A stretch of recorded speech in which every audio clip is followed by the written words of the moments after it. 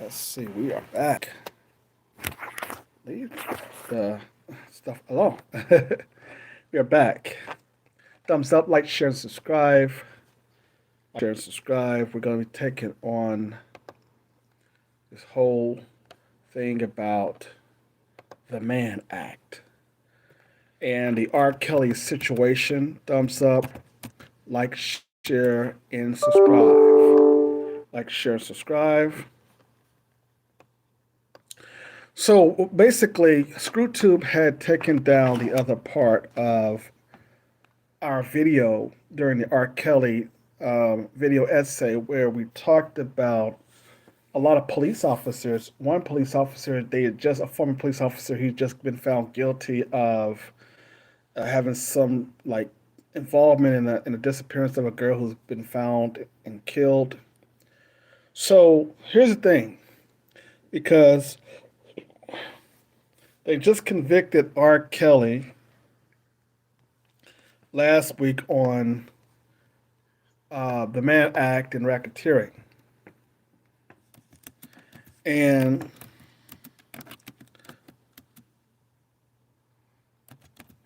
you can't really you can't really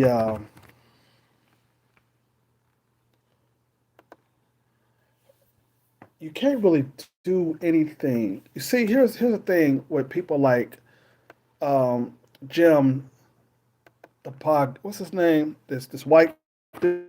I think I think he's gay. Um. Anyway, he's out here talking about that the R. Kelly verdict was justice for black women. You understand? And we told y'all about these white dudes who, when they fail in white society, they'll come and they'll become obsessed with what black people got going on. See, like I said, this guy didn't have any kind of he didn't have a career per se. I think he was working for BuzzFeed or something like that. So nobody was really paying this man attention. You see, and you get white people like this when they fail in their own within themselves. They then will come over to black people and get inside black folks' problems. And it's John DeSantis. I hope I said this fool's name right. Let me see. I'm sorry, Jim DeRogatis. Jim DeRogatis. This fool, who's from the Chicago Times, didn't take this case because he was interested in bringing justice for black women. Let's be very clear. White people don't get in talking about the support of black women. If that's the case, then you're still leaving out all of the white police officers who basically is sitting up there killing black women for their organs. Let's talk about that. Something that Jim DeRogatis is failing to report on. You understand? You want to talk about justice for black women? What about all the Asians who are attacking black women in these hair and beauty salon stores? You still ain't went after that. So the white media's definition of justice for black women is when the black man is the suspect. And here's the thing. Here's the question. Is black men the only one? I'm not saying that we're not abusing our women, but is black men the only one doing it though? See, that's what you don't want to talk about. When it comes to black women, it is not only black men abuse you, it is also white men, it is Arab men, it is Asian men, Hispanic men, and definitely it's white men. So this is no justice, this R. Kelly trial. This was justice for Sony Music, and it was justice for Gloria Allred. All of these people who are getting money while the so-called victims having to find some other way of making their money through book deals, book sales, and stuff like that. And then you have a documentary where they basically scripted this. And the fact is that Gloria Allred and all these other folks is talking about, and in the U.S. Attorney General's office talking about that this is justice. No, this is not justice. This man was railroaded. The judge in the case, she kept, as I said last time, she kept allowing inadmissible evidence into play. They used Aaliyah, which was talked about in the 2008 trial. And if people is saying that, hey, well, why are you saying that Sony is involved? The music industry is very, very corrupt. We told you that the music industry is way worse than the movie business. See, in the movie business, the only thing that you probably have to do crazy, moreover, is wear dresses. The music executives are in line with your huge news apparatus. They got relationship with police officers, government officials. Their cousins may be the local politician. They may got a police officer, and this has been said before in the black media, where the police they'll sometimes go work for the Washington Post, or they'll go work for the New York Times, or they'll go work for somebody, and then vice versa. See, this reporter Jim DeRogatis, he he failed. No one was paying attention to this man, and it's kind of like these gay white men. They will sneak over to try to get them some type of, especially them. They come into the black community because black folks accept everybody, and they start to basically attacking black men so they can get some type of publicity here. This and even if you listen to this man's interview, they keep on saying, "Hey, yeah, he got away with this in the 2008 trial. He got away with this and what he did with Aaliyah, marrying Aaliyah." And look at it. Everything that they're saying constitutes double jeopardy. So then they got our Azriel that changed on them. The only one that's still with them now is Jocelyn. And Jocelyn said on TMZ, "Hey, Dad, you know the arrangement, that we had, what I'm saying, and that arrangement was that he would be paid monies so that his daughter can stay with R. Kelly, like the rest of these so-called victims. You understand? So at first they said, hey, he was having sex with underage girls and blah blah blah blah. Okay, so if you're saying that he's a pedophile, why is he not being charged of that? Why is you keep saying racketeering? Why do you keep saying the Mann Act for sex? If he's a pedophile, why is he not on stand? Why is he not being charged for that? You understand? You have to charge the man for what you're accusing him for. A pedophile, there's charges against that. But no, the reason why you're not doing that is because the age of consent in some of these states are 16 and 17. So you got to just say, oh, when you have to use Aaliyah's name, you have to bring up other types of things here. Now, Judge Joe Brown did point out that R. Kelly did do some stupid stuff, and he did. He did some immoral stuff as well. We know that. We understand that. Here's the problem. It was a lot of inadmissible evidence that the jury heard. This is a automatically grounds for an appeal. And everybody who talking about that they have like a successful field day here, you know that this is not the correct conviction. You didn't even charge him with what you're accusing him for. If he's a pedophile, well, okay, let's charge him for that then. They could not do it because they need to understate. They basically knew that in some of these states, that's not what the law says. So they have to do racketeering. They have to use sex. They have to do this.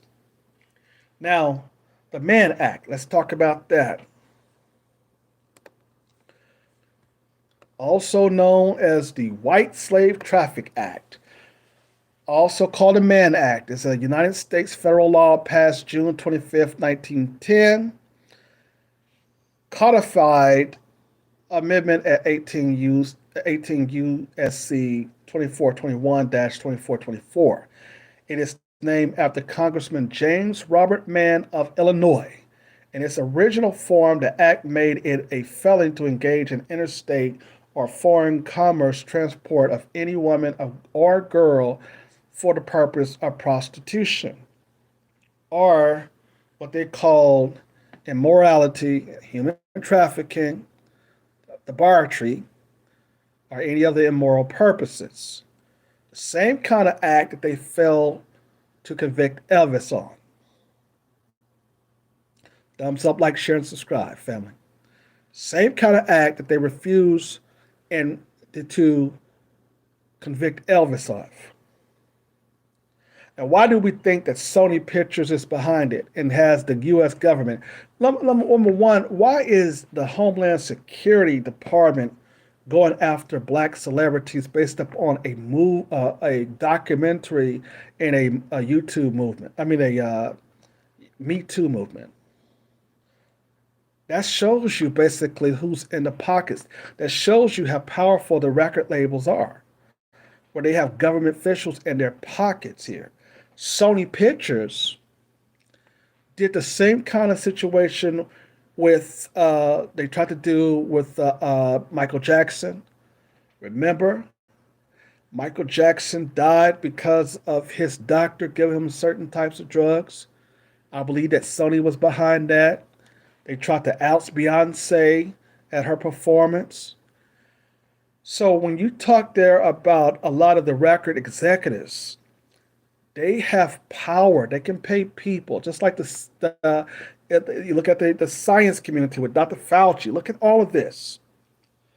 And Screw 2 wants to basically cover up our video podcasts because we're giving out information that is vital, or even information that basically we want you to really think about. This was called the White Slave Traffic Act.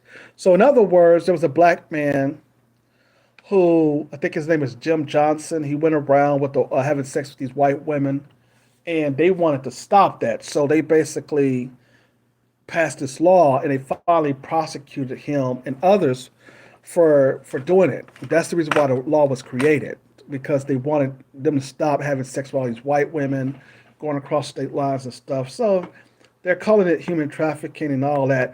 Folks, y'all have not went after real human traffickers.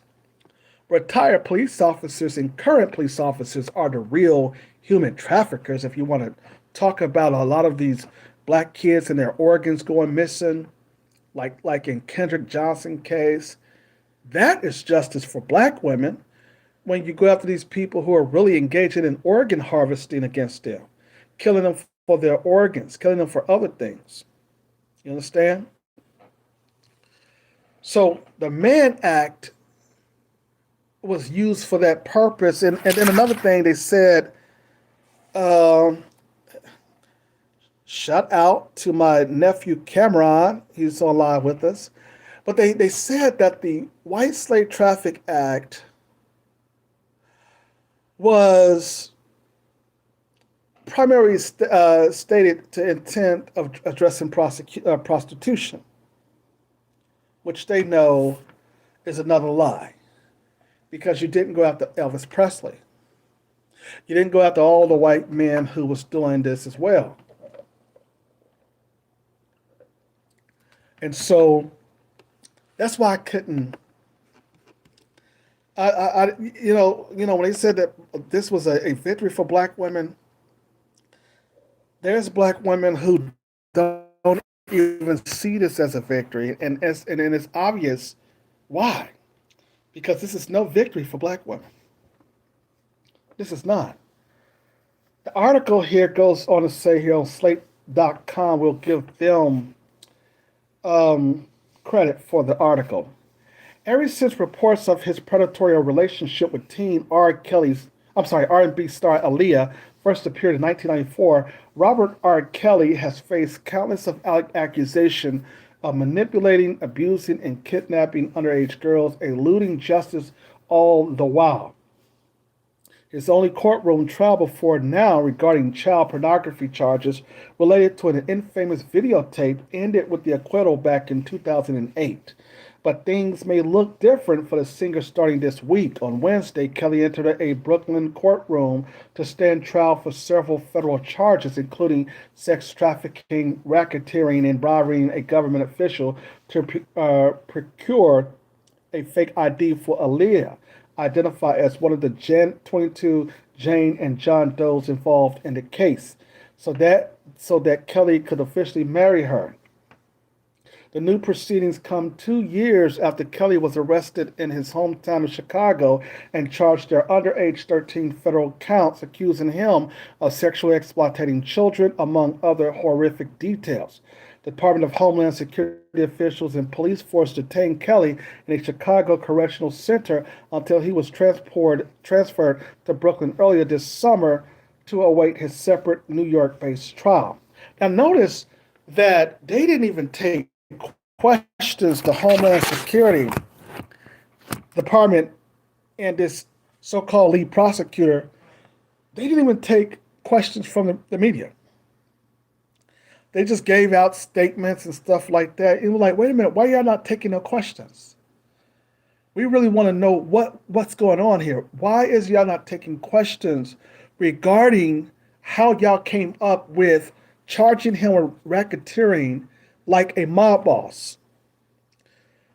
Question as to how did y'all basically say that this was the so-called landmark decision when you went out to the R&B singer? And this law of racketeering has only been used for mobsters. This man was no mobsters. You had to have basically people who was included in order for it to be a situation of a mobster ring here. And notice, like I said, they kept on bringing up Aaliyah and included her as a Jane Doe when they knew that this was basically highway robbery at all costs. The jury got it wrong because they basically was listening to this judge. Now this judge, I think her name is Judge Connolly. She should step down because no one has ever been convicted based upon a scripted documentary. No one. And this article was written right before his trial or whatever. But I wanted to just tell you about why a documentary is problematic, because the investigation by the police was never there. And that's how powerful your Sony music executives are when it came to taking down and setting up artists. If you come back and ask for your money, we're going to basically make sure that you can't fight us. Same thing that they did with Bill Cosby. A black man don't leave these industries unscathed.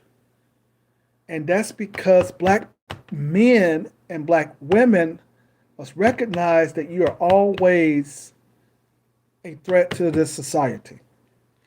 There has not been nothing that you can show us where we have gotten free, well, as far as black men, where we have came unscathed and we became a huge sensation, huge music sensation, or an actor where there was no kind of filth that they got against us. So what Sony Pictures and all these other people, what they'll say is, like they said in Michael Jackson, is they'll try to say, oh, he was, you sleep with these young boys, and they'll try to say, oh yeah, he basically did this and blah blah blah, and then the next thing you know, he died of drug overdose. But the record company is very vicious like this. The records companies and the labels are very vicious, and they have like I said, relationship with the government and government officials. They all go to the same parties together. So when people say, well, how did the government have his hand on it? Number one, the government is not supposed to be investigating individuals and then charging them with man acts and racketeering where there's no basics of it. So they know that, and just like in Bill Cosby case, it may take a long time for him to get out of jail so he can lose all of his money. So he won't fight Sony Music to collect the additional amount that Sony Music owe him. Thumbs up, like, share, and subscribe.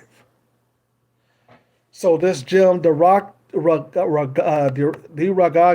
how you say this fool's name, the Rogatis, and Gloria Allred, all of these people, Michael Avenatti, all of them plays a role in extortion.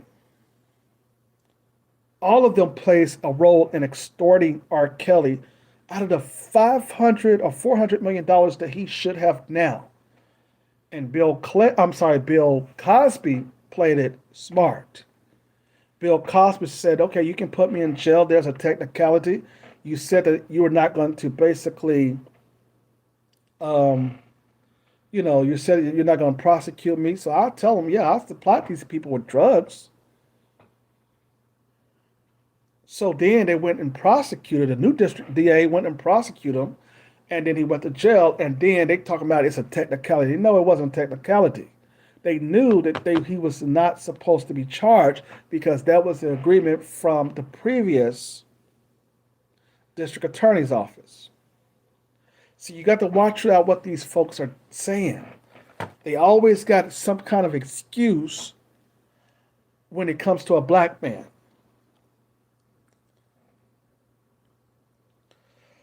Of all the people reported, Jim DeRogatis knows how frustrated this had to been to watch. He first wrote about accusations of R. Kelly sexual relationship with teenage girls in the Chicago Sun-Times in 2000. Okay, keep saying teenage girls.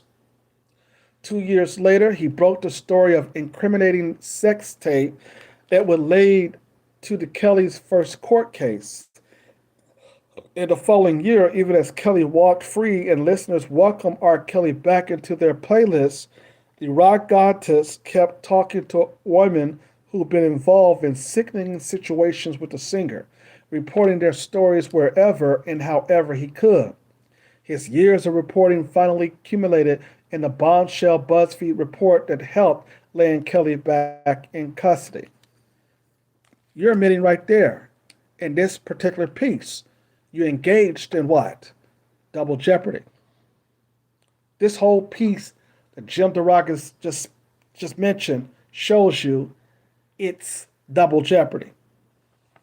But they only do this on black men. It goes on to say, earlier this week, I spoke with damn, I can't say this man's name, DeRogatis over the phone about the new charges against Kelly, the turn of public opinion against the star, and what he and Kelly's survivor think about finally arriving at the moment of this trial, and whether Kelly will actually face justice this round. Our conversation have been edited and condensed for clarity.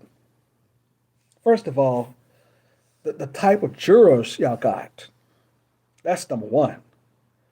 It wasn't a public perception of him. The public perception was the bias in the media against him. And that's what the record companies do. They make sure that every person that is going to feed you with information because of their propaganda, they bring the biasness to you and keep on putting it inside your ears so you can then believe it.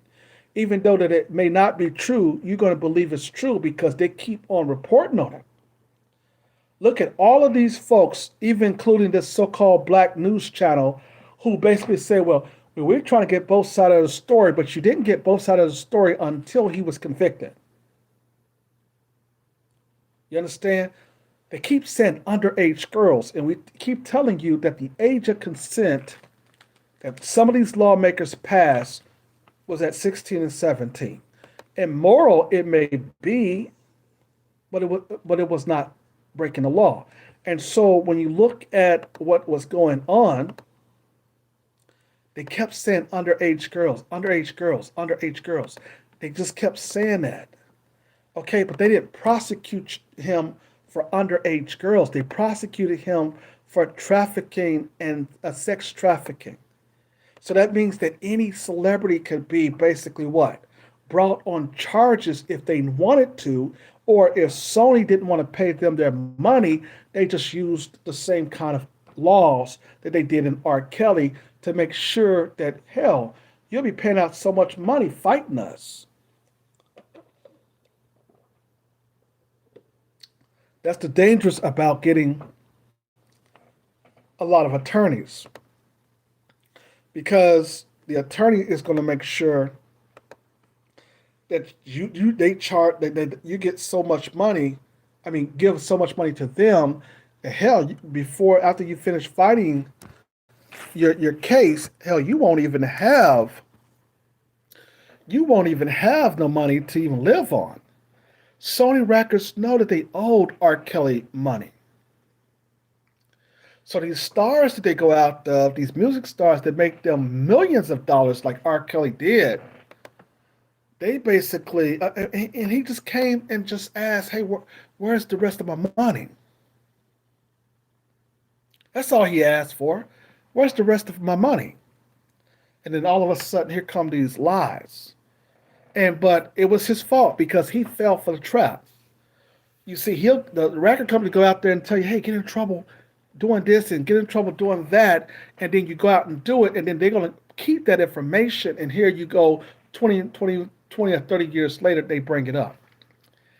Why is it that that they basically bring black men into the media 20, 30 years of things? Okay, 20, 30 years later, they're breaking up old information, information that was outdated, information where he was already basically not found not guilty of.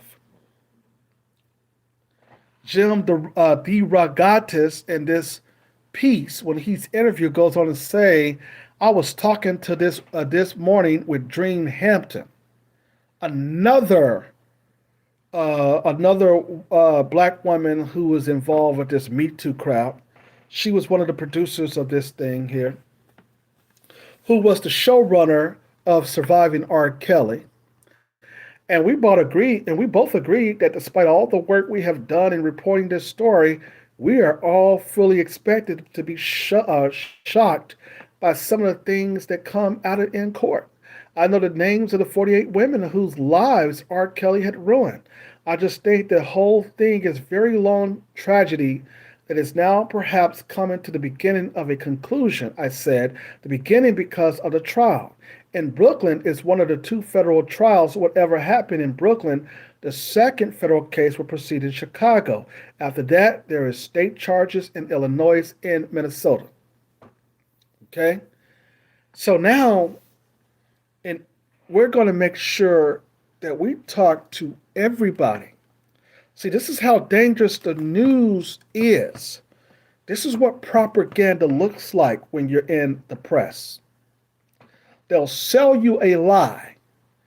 They'll continue to sell it until people think it is true. And as I told you, we break down. See, they only have to say underage girls or teenage girls because there's no evidence besides the situation with Aaliyah, who's 15. Now, it's interesting because Inside Edition had mentioned, had showed an interview that I watched earlier on Inside Edition. Aaliyah had an interview. And in the interview, Aaliyah was asked about her marriage to R. Kelly. And she said, "No, I'm not married," or whatever. So may have used that as a stunt. But the fact of the matter is, why did they not go after the government official that then got the fake ID for R. Kelly to marry her? If that was the case, when you're talking about handlers, that shows you, that proves to you that the music industry have people that they know inside government. And they have always done this. Black people get caught up into the same thing over and over and over again, where they basically set up here and they let white people dictate and define to you what justice is. This is not no justice for black women. Justice for black women is to basically go at all of these cops who have been killing our women for their organs and black men for their organs. Justice for black women is going out there arresting all of these his Asians who are attacking you in these salons. That's justice for black women. Justice for black women is for going out the other males of who is also assaulted black women. You see, the ideal here is that, okay, we'll give you some, and notice, look at it like I told you. Every time that they're trying to make sure that they destroy a black man in the American press, they will call up every black correspondent they know to cover the case. Oh, this is your time to shine. We're going to go after R. Kelly, so y'all need to be in the press. I mean, y'all need to be covering this, and we're going to give you a lot of time to work on your piece. You have Gail Feld King. She's there. She's talking to Azrael Clary, who had taken a lot of R. Kelly's money.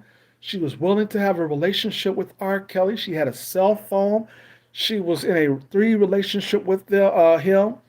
And now, since she ain't got making no more money no more, she's now trying to sell books. And they stayed with these so-called victims for a while, so that when the news media said, okay, she's not getting paid no more, so let's go and talk to her. Now she has a change of heart. Okay. And so therefore this is what's going on. And so now Jocelyn is the last person to be with him. Because what did this dictate? It dictates because their parents were cut off of the money. And he starts getting into a relationship with the females without the family's involvement, without the families getting paid for it. You understand? And as soon as that happened, that's when you start listening to all these charges. Jim DeRogas go on to say, and you got to worry about these so-called, liberal white men, because they'll sit there and they will fail, like I said earlier, in a lot of their relationship with other white men and other white people. And so when they don't have no power within the white organization, they'll come before black, they'll come hanging around, like Dr. John Henry Clark taught us, that when they can't find a job in a white neighborhood, they'll come to the black neighborhood and find jobs. And that's where you see these so-called liberals, these gay white people. They'll come into the black community. All of them will come, so they can try to get some type of pull and weight inside among you, because they have failed among white people. It goes on to say here in an interview with Jim DeRogatis, who is a gay liberal dude. Excuse me. The two federal cases are truly unprecedented in the history of popular music. They are used in RICO statutes to say that Kelly's entire 30-year career, a period of selling 100 million records, both his own and those for which he produced and collaborated with artists ranging from Justin Bieber to Celine Dion to Lady Gaga, all that have a criminal enterprise, and he was like a mafia boss or a drug lord. You see that? The man sold 100 million records, which make him close to a what? Billionaire. Which make him close to a billionaire. And that's the game that Sony and all these other record companies play with you on. He was supposed to be out there at least above Tyler Perry.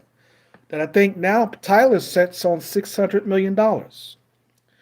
R. Kelly is supposed to be where Jay-Z is, who I think is setting on $500 million or 700 million, somewhere around there.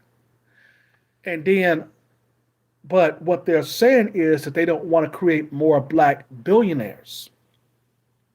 Okay, this country don't want to create a lot of black billionaires, even though our music sell way out more than people's native music sell. So R. Kelly is supposed to be worth $1 billion, even in the sense of what he has on paper. As if this scandal would have not broke, he would have been sitting around at 600, $700 million, 300 million dollars from being a billionaire. And this is what Sony was upset about. And when you talk about the federal government is behind these the prob the is behind making sure that black men and women don't become billionaires or they don't create their own conglomerates. That's what the federal government is engaging in now, which is illegal, by the way, because you cannot tell nobody they cannot be involved in commerce or what they call interstate commerce. And the federal government has specifically told black people you can't get involved in being business people and building up huge conglomerates. That's illegal. It goes on to say here that he had this organization that helped keep the money flowing by satisfying illegal sexual desires and victimizing young girls. You see, they keep on saying illegal sexual desires and victimizing young girls who, of course, was age of consent by a law that a white man who was perverted had basically passed, and that a legislature in all of these states that passed the age of consent of 16 and 17, like the one in Illinois who's at 17, they passed that law. You understand? So you're not victimizing young girls. We're talking about women who showed up at his trial stalking him. But it goes on to say here that we now know that 20 Jane Does in the federal case in Brooklyn and 2 John Does of the 48 women who name I know through my reporting over 20 years, I can already identify 10 of those women based on the charges in federal indictment. I think everything that ever been reported before is merely the tip of the iceberg. Now, understand this. I'm not here to defend R. Kelly because I think a lot of he did some foul stuff. It was immoral. It was beyond incomprehensible. But this is how the music industry do. They set you up, and if you're not understanding what the problem is, of why they set you up, like Sony set up Michael Jackson with these talking about he was having sex with these girls. Look at the combination. Both of them were from the same recording parent music studio. Same parent. Michael Jackson, I think, was for Sony. Was recording studio is with Sony. You had R. Kelly, parent music company, Sony, and every one of these people who have made this company almost billions of dollars, the black artist is always said, yeah. See, you was having sex with these underage girls and blah blah blah blah. See, this is what we're talking about. We're talking about them never been able to prove none of this. If the girl who he said that they peed on, if she basically wanted to convict him, she could have done that back in 2008. She was mentioned as one of the Jane Does inside the court proceedings, on which should have never ever been in this case involved in this particular second trial. Man, look at the definition of what double jeopardy is. Look at the definition of double jeopardy.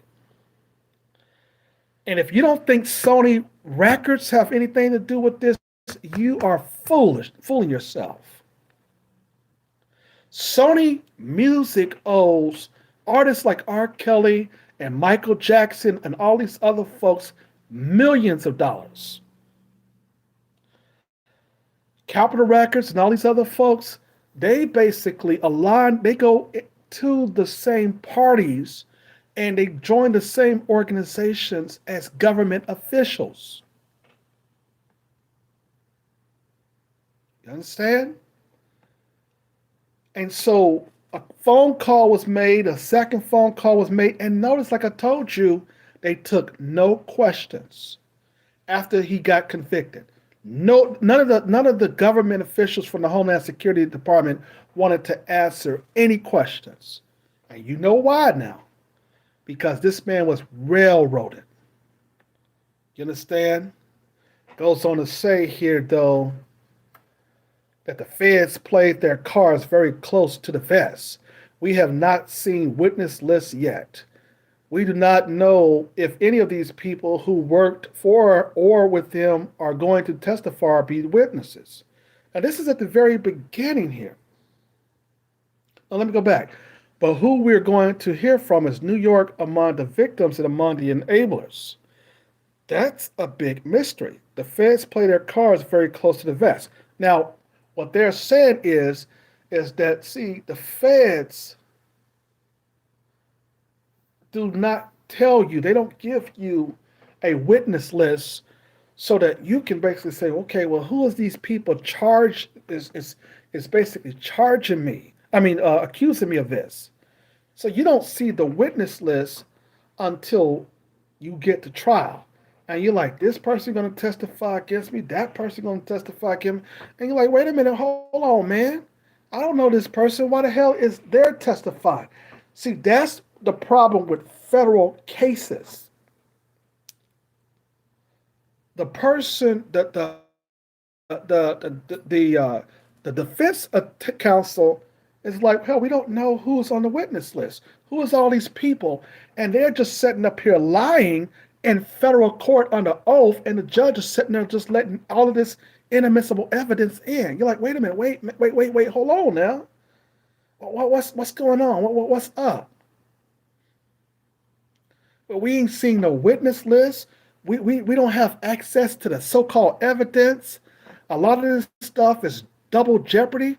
A lot of this stuff was brought up in Jane Doe's from 2008. Wait, man, hold on now.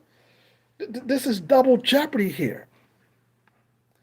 Goes on the right here that we do not know if any of the people who work for or with him are going to testify or be witnesses, or if any of his core people have flipped on him.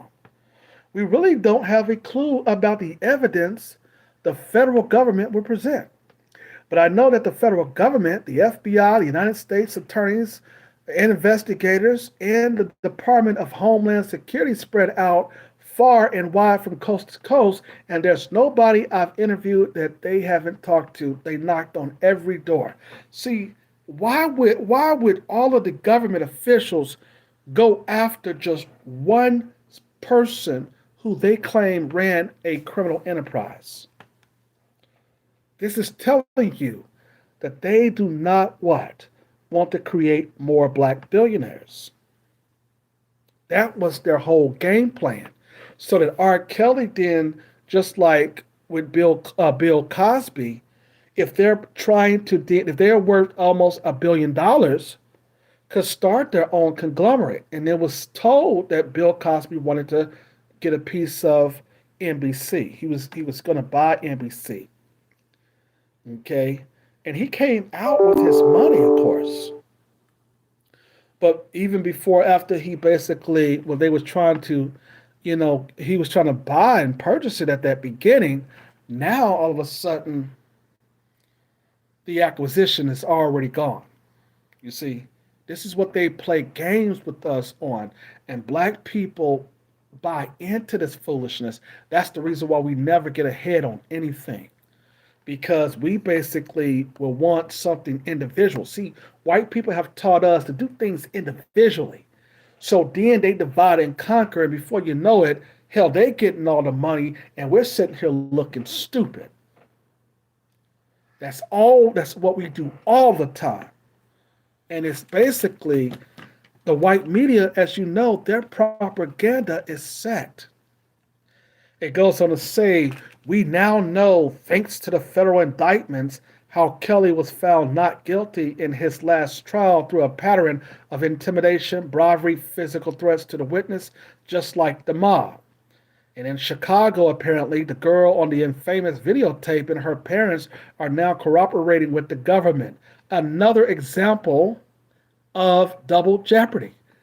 So she should have been prosecuted for perjury. You understand? Government or witnesses lying in federal court, that basically amounts to perjury. You understand? But she's not being prosecuted with that. That's how you know that there's a conspiracy here. See, Tasha K, she does not report everything vitally. People are listening to her and listening to all these other folks, and all they got in their head is what? Underage girls, underage girls. Well, prosecute him as if he's a pedophile. Why you didn't prosecute him as a pedophile? Where's the charges at? If he's a pedophile, you charge him for pedophilia. You don't use a Mann Act. You don't use racketeering, but then kept on getting into people's mind. Oh, he slept with underage girls. And then when you look at the state law, it says, oh, age of consent, 16. Age of consent, 17. That's not underage based upon the law. Immoral, it may be. But he broke no law here. So you got to say what? Underage girls. You got to keep on saying that. Why? Because that helps your defense, even though that you basically is prosecuting him for a whole now different thing. You're not prosecuting him because he slept with a 15 or a 12-year-old girl. You're prosecuting him because you said that he used his celebrity status to have sex with women, and these were women who were already in a damn state even when after he arrived. Then you had these girls who were 16 years old, 17, like Geronda Pace, whose sister has already called her out for lying. She basically was lying in her testimony, which is perjury under the law, which the defense said, listen, the judge allowed these people, these women and men, to perjure themselves, and you still took no action. It goes on to say here that in Chicago, apparently the girls on the I read that. I'm sorry. The tragedy is how many victims came after 2008 that acquittal. How many victims came after our first investigated story in 2000? There were possibly hundreds of lives ruined by this man.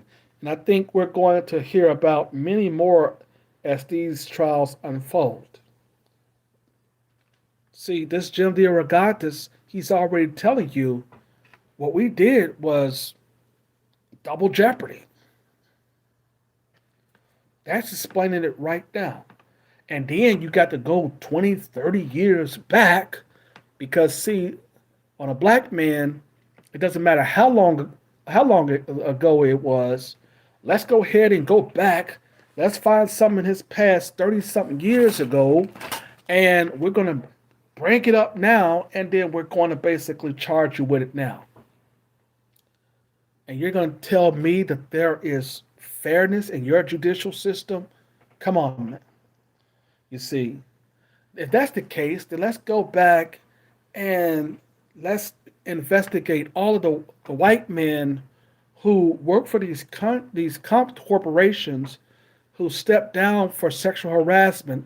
Let's prosecute them for the harassment that they did on women. Okay? Why is Weinstein the only one being prosecuted? If that's the case, look at the Hollywood business where they got so many uh, underage boys there in which they essentially assaulted. What about that? And they're covering up the rug on that. And then you had people like what's his name? The dude who basically who witnessed this male guy who came forward against Kevin Spacey. You understand? And like I told you, the best example of prosecuting anybody when you want to call the Mann Act would have been Elvis. That would have been the perfect example and personification of the Mann Act to prosecute him. And they never did because Elvis had the complexion for the protection. You see, goes on to say, how does it feel for your personally? How does I'm sorry? It goes on to say, I have always. This is John Durock Targus, whoever, however you say this man's name. This is him talking.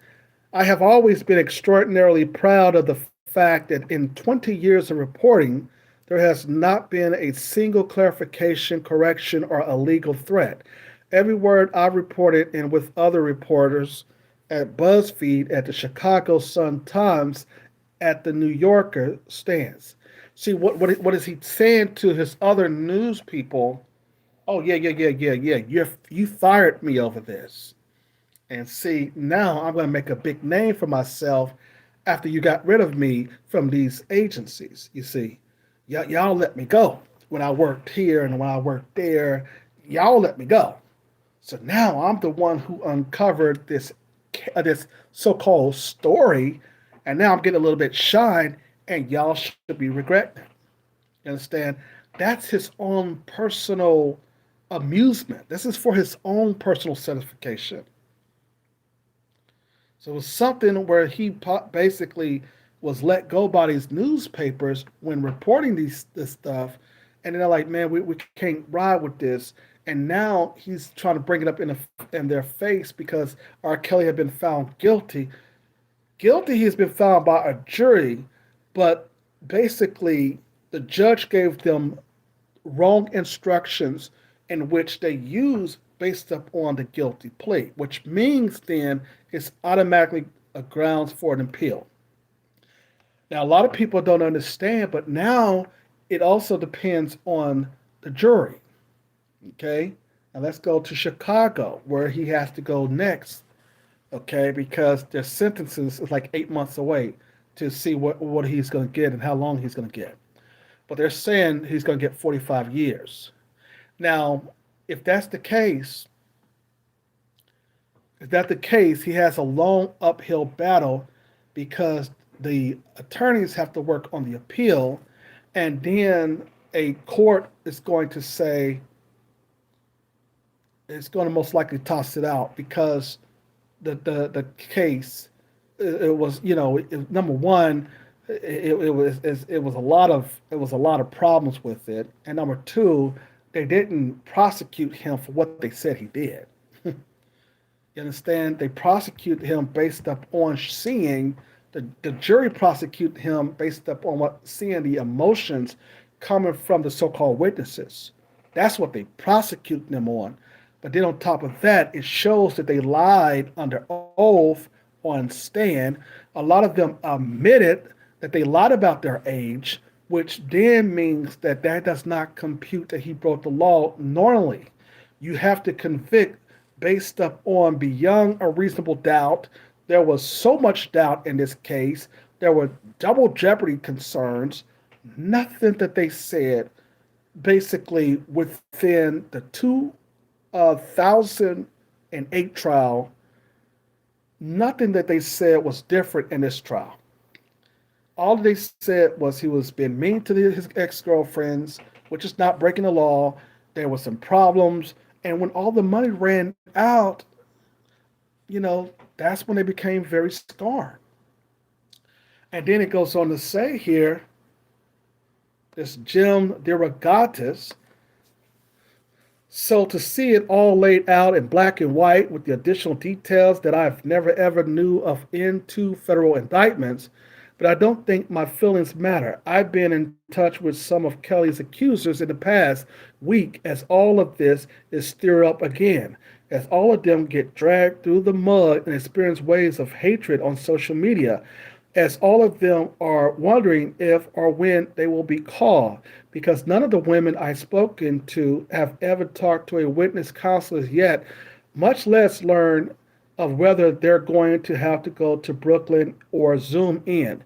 They all said the same thing. It's good that he's finally having to answer for the 30 years of his behavior, but they cannot get those years back that he took from them or repair the damages that he inflicted upon them. End quote. And they stayed. They received money for their services. And on top of that, there was no victims here. See, this is what undermined real black victims.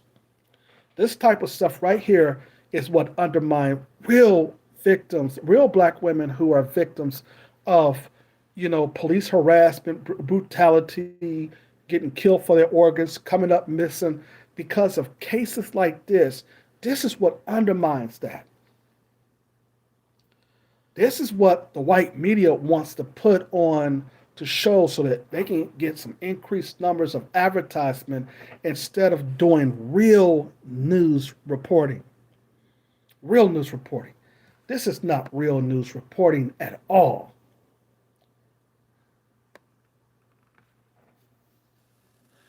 And you need to be, and it goes on to say that Dream Hampton, we know who Dream Hampton is.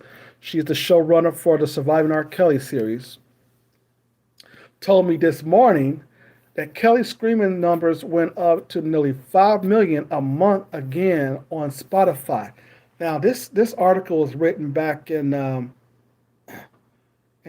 August of 2000, August the 19th, 2021. So if his music is doing good and doing great or what have you, Sony could have just paid out the money. Now, if he goes to make my final point, and then I'll get out from here. If he goes to Chicago, and I think Greenberg and Attorney Leonard, I think they know how to look at a jury. See, I'm questioning this jury in New York because again, they were all it was kind of spooky because none of the like I said, none of the prosecutors wanted to take questions. They had a weak defense. They had one of the prosecutors, she on switch side, went on to the defense side. They told R. Kelly not to take the stand in his own defense. Another problem when he appeared with Gayle King on CBS News. Dude, they made so many mistakes here, man.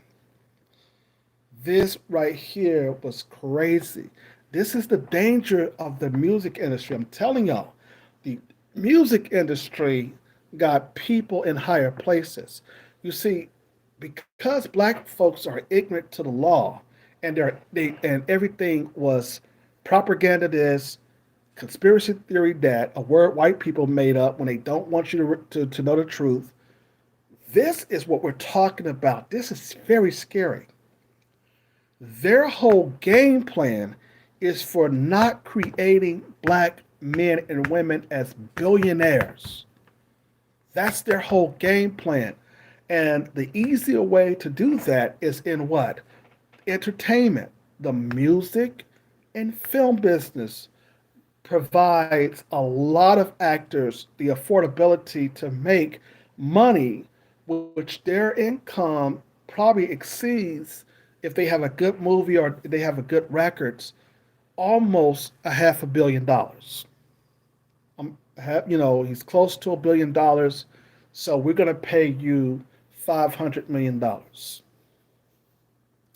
And that's exactly what Tyler Perry knew because, in his sense, people can say, oh, you gay all you want. But, folks, you got to watch a lot of these these so-called Me Too women. You gotta watch a lot of women who lie to you because when white daddy come and white mommy come, all of a sudden the whole thing changes. It doesn't matter if it's the truth or not. When white mommy and white daddy come and say, "Hey, you Negroes, y'all gonna help us to bring down this black man or that black woman," you better believe that those black folks who basically they think that they're going to get some money, they're going to basically jump the broom. Look at what Azriel Clary did. She, when the money stopped coming to her and her family, boom. Now here she wants them attention, and everybody's on there talking about, oh, she's so brave, she's so brave. She's a liar. She can't basically tell us which direction she wants to go. She's been lying. She said that her family was trying to use her vagina to make money off of it. That's what she said in her interview beforehand. She said that this is a effing, what she described, an effing facade, and her parents is wanting money. This is all about money. That, she's told, was the truth. Then she goes on to CBS News again with Gail DeFell King and say that he threatened me with this. And yet she had a cell phone. Yet she was walking with them, as she described, at the museum and didn't tell no police officer that she was being kidnapped at some house. Give me a damn break. See, what we have to understand here is that this undermines real victims of sexual assaults. This undermines all the black women who are down in the courtroom who was saying, I need justice because I'm dealing with real issues and I'm in an abusive relationship, and some of them have died. But the white media is not there to basically say, how does she get out this abusive relationship because of foolishness that the white media want to propagate to make money and get some advertisement dollars. And this is what it's all about. Everybody get paid, but the white boy get all of the money. Same thing I was telling y'all about that scandal in this, in the data breach on my last YouTube video I just did a minute ago. Man, I'm so mad I can spit. Goes on to say here, I'm almost done here. We'll be wrapping up here in 5 minutes. That, let me see. Another question in federal trials is going to be how thousands of people from low tape operations and Goggers at the studio, from street teams that hung up posters for him to Clyde Calder and Barry Wise, the people who ran Jive Records knew about this behavior over 30 years, and nobody had any problem with it as long as he was continuing to make money. Right. See, when they brought out this Mute R. Kelly, don't you know that these types of these weird types of skanky stuff goes on in the music industry all the time? That they talks about this Illuminati, talking about the Aaliyah situation and her plane crash in the Bahamas, and at the time I think she was dating Damon Dash. I think when she was around older, she was dating Damon Dash, and he just came out and basically, I believe this Barry Hankerson, which was her uncle, I think in a sense then, tragically, that something was up as far as this again. Because a person knows that you don't put a lot of equipment on a small airplane. And then how they switched out the airplane and the jet that she was supposed to basically come back to the States in after the Bahamas, Aaliyah, I'm talking about, they switched the jets. You understand?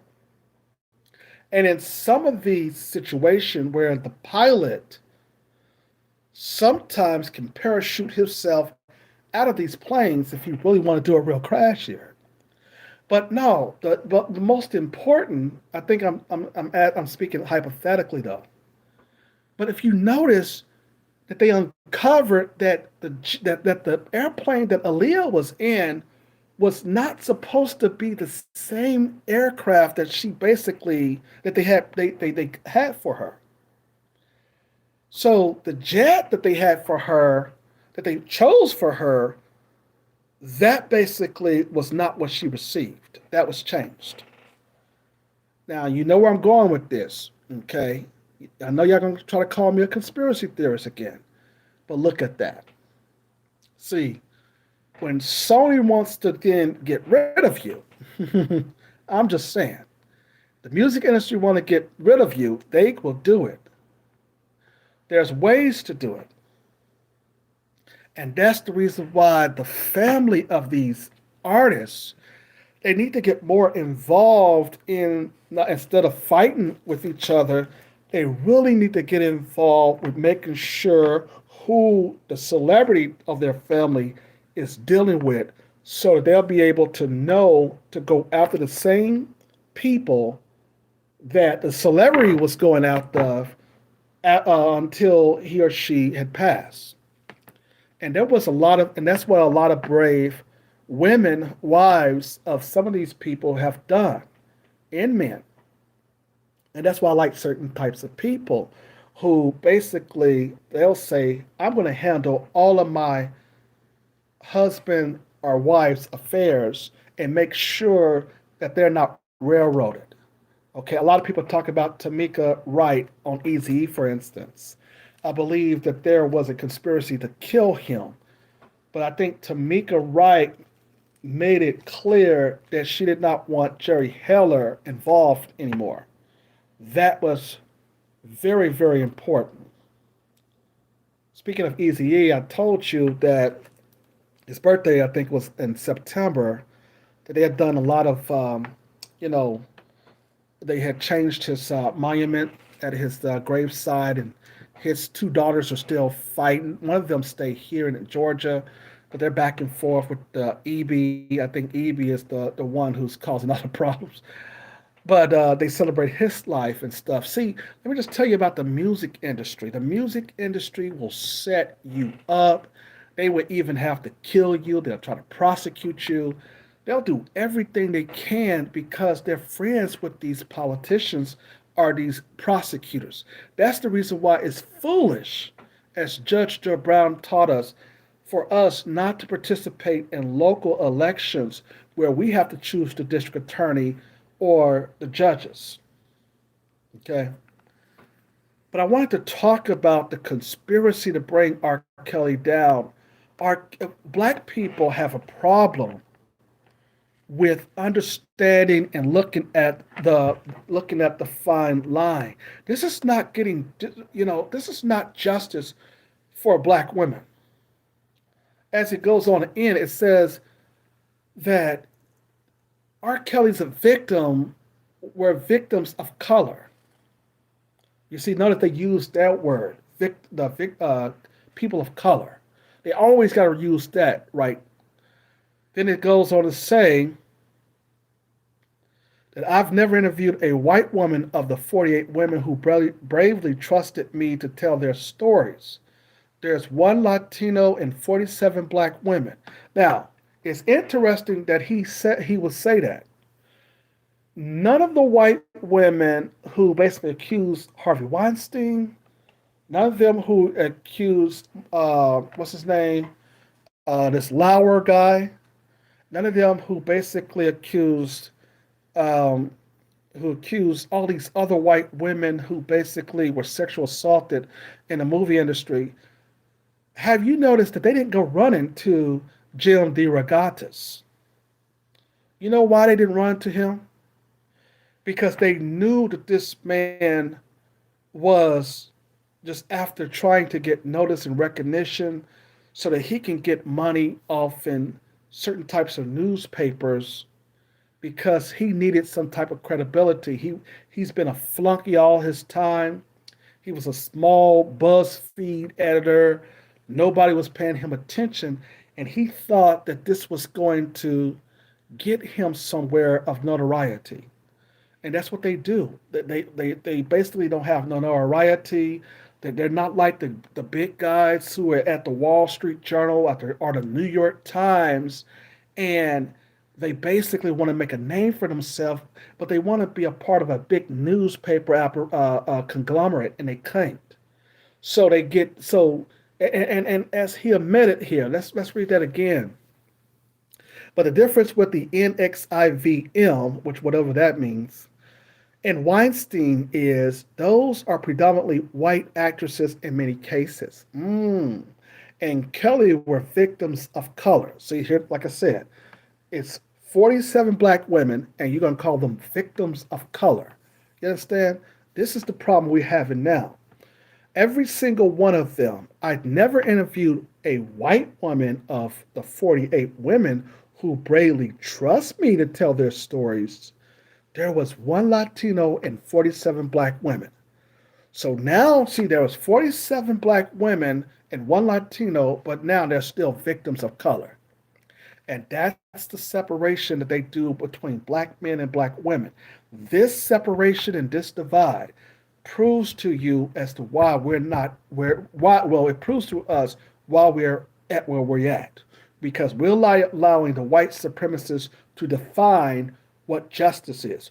We're allowing the white supremacists to define for us what justice looked like and what should be called justice when we're getting railroaded by the white media with all of these accusations and accusations and accusations, and there's nothing that is doing to help the black race. You understand? So I'm interested to see what happened in Chicago. Because what happened in Chicago, let's say that he was found not guilty in Chicago. Now you have a problem because the because the jury in that trial, it's not like the feds where the feds get an opportunity to cheat. They get an opportunity to just charge you with anything, and they have a special relationship with the jury. It's not like that in the state courts. State courts, you get to see the witness list, all that stuff. But I'm interested to see now what's going to happen in Illinois. And if he's convicted in Illinois, I'm going to say they'll railroad him again. So if he's not convicted, it's going to show you now that all of the other state courts may have an up and up win.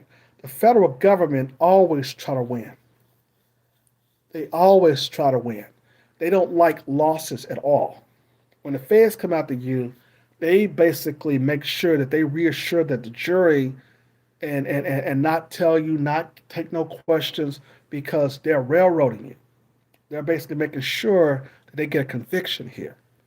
Not like that in state court. In state court, you get the evidence presented to you, the defense get the evidence, the defense get the witness list, and now you know who's making accusations. Some of the people who was making these accusations out of these 48 women and men, R. Kelly didn't even know. See, that's how the feds was able to prosecute him. And then there's all kinds of violations. Like I said, government witnesses lying under oath, and the judge is sitting there allowing every inadmissible evidence one by one by one. And this is not me defending R. Kelly. It's bigger than R. Kelly. It's an attack on black men because what we're seeing is we're seeing that white men is doing the same thing, and we don't see them plastered in the media constantly, so that everybody can get paid off in advertisement dollars. The white press has a huge interest in doing this. From Michael Jackson, look what they did with Michael Jackson, Tupac Shakur, all of these black men. This is something that the white media does constantly. And that's the reason why the new voices of black media came on board. We came on board because we got sick and tired of that. And if Screw2 bring this, take us our YouTube page off, then we're going to have a lawsuit against them. We're going to make sure that this information get out, because the new voices of black media, we're just basically giving an alternative opinion about things. Why basically mess up our channel in doing so?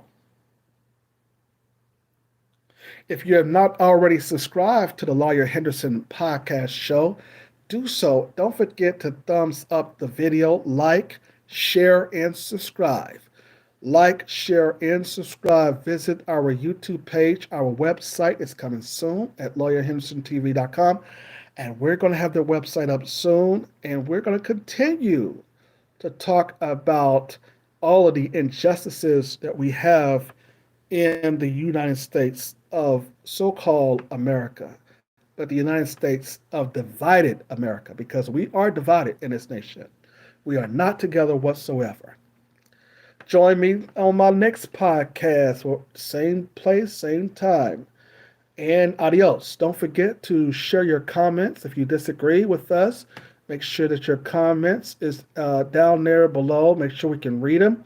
And we do not delete your comments just because you have an alternative opinion.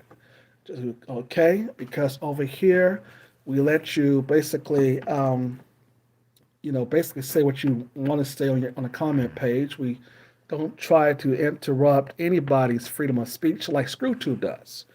You're listening to the Lawyer Henderson podcast show. Take care.